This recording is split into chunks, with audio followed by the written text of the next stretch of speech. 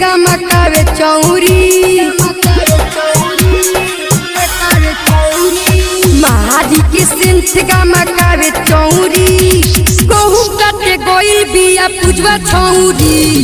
महारी के सेंट गा मकावे चौरी गहू काटे गोइल बिया पूजवा छौरी Sanghia Recording Studio Katsa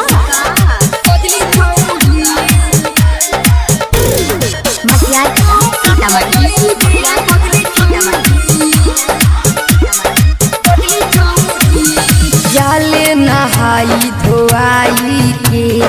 powder cream सब लगाई के लाजो नहीं करा लागत बा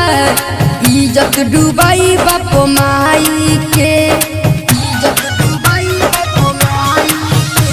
के जाले नहाई धोआई के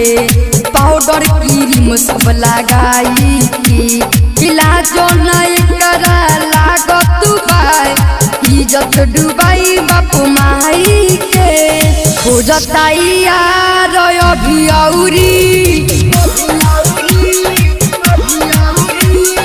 खोजताई यार अभी औरी गहू काटे गोइल बिया कदली छौरी खोजताई यार अभी औरी गहू काटे गोइल बिया कदली छौरी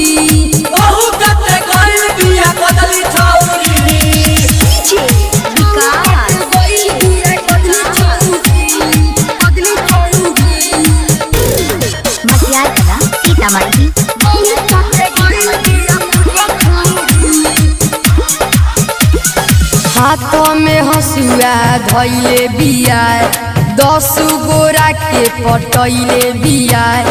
राइटर रितेश अमिता बाबा की सतीसवा के पूरा खियले बिया हाथों में हंसुआ धैले बिया 10 गोरा के पटैले बिया राइटर रितेश अमिता बाबा की सतीसवा के पूरा खियले बिया जो बंदा लगावे दौड़ी दौड़ी